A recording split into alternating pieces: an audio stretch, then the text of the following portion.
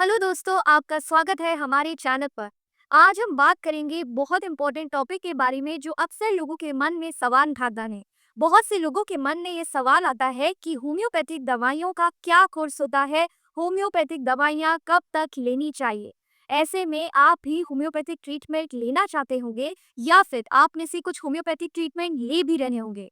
तो ऐसे में अगर आपको यह जानकारी चाहिए कि होम्योपैथिक दवाइयों का कितने टाइप का कोर्स होता है, तो ये वीडियो एंड तक जरूर देखें। ये आपके लिए ही है। क्या ड्यूरेशन डिपेंड करता है और आपको क्या ध्यान में रखना चाहिए। होम्योपैथी इलाज का सिद्धांत। होम्योपैथी एक प्राकृतिक चिकित्सा पद्धति है जो सेल्फ हीलिंग पावर को एक्टिवेट करती है। होम्योपैथी एक प्रिंसिपल पर निर्धारित है जिसे हम लाइक क्योर लाइक के नाम से जाते हैं। यानी कि जो चीज बीमारी को उत्पन्न करती है वही बीमारी को ठीक भी करती है। यानी एक बीमारी का इलाज उसी से मिलते जुलते लक्षण पैदा करने वाले सब्सटेंस से किया जाता है, लेकिन छोटी मात्रा में। होम्योपैथी दवाइयों का ड्यूरेशन किन फैक्टर्स पर डिपेंड करता है।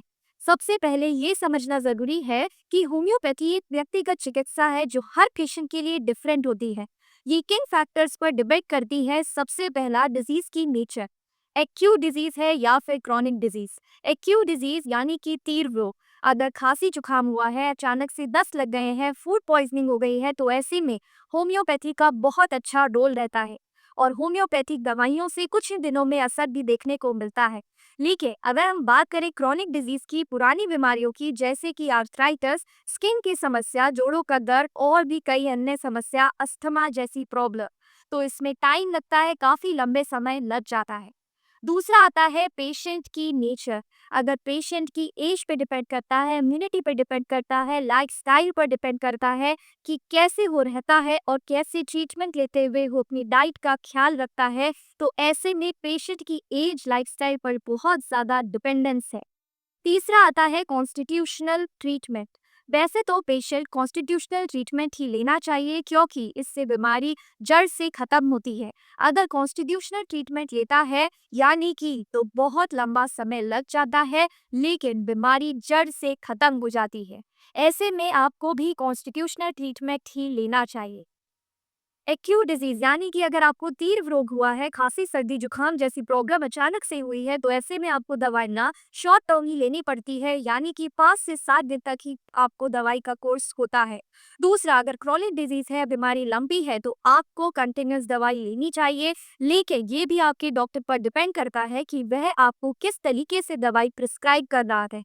लेकिन क्रॉनिक डिजीज में आपको दवाइयाँ थोड़े लंबे टाइम तक लेनी पड़ती है। होम्योपैथी में रेगुलर फॉलोअप से पता चलता रहता है कि पेशेंट की कंडीशन कैसी चल रही है, पेशेंट पहले कैसा था और अब कैसा है, इसमें अंतर दिखने को मिल रहा है या नहीं मिल रहा है। तो ऐसे में रेगुलर फॉलोअप्स बहुत ज़्यादा ज़रूरी होते हैं और अगर आप कंटिन्यूअस रेगुलर फॉलोअप्स होम्योपैथिक में लेते हैं तो आपका ड्यूरेशन कम भी हो सकता है।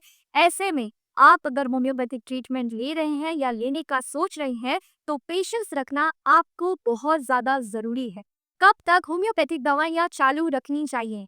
आप ये गलती बहुत से लोग कर देते हैं कि जब भी आराम लगता है तो अपने आप ही बिना डॉक्टर की सलाह दिए दवाई को बंद कर देते हैं, लेकिन ये सही नहीं है, ये बहुत गलत है। अगर आपको ऐसा लगता है तो आप अपने डॉक्टर से कंसल्ट करें, लेकिन याद रखें डॉक्टर के बिना बोले आप दवाई बंद ना कीजिए क्योंकि ये सही नहीं है। तो दोस्तों, आपको समझ आ ही गया होगा कि होम्योपैथी दवाइयाँ आपको कितने टाइम तक लेनी चाहिए। लेकिन याद रहे कि होम्योपैथिक दवाइयाँ अगर आप ले रहे हैं या फिर लेने का सोच रहे हैं तो पेशेंस आपको बहुत ज़रूरी है। आपको धैर्य रखना बहुत ज़रूरी है, तभी आप 100% ठीक होंगे। ये मेरा वादा है आपसे। लेके आपका डॉक्टर बहुत सही होना चाहिए, आपका डॉक्टर आपका सही ट्रीटमेंट करे, तभी आप ठीक होंगे, लेकिन ठीक ज़रूर होंगे। ऐसे में अगर वीडियो अच्छी लगी हो तो लाइक कीजिए, चैनल को सब्सक्राइब कीजिए। ऐसी ही और भी वीडियोस आती रहेंगी और लोगों को शेयर ज़रूर कीजिए जिससे कि आपकी वजह से लोगों का भी भला हो जाए। तो स्वस्थ रहिए, खुश रहिए। धन्यवाद।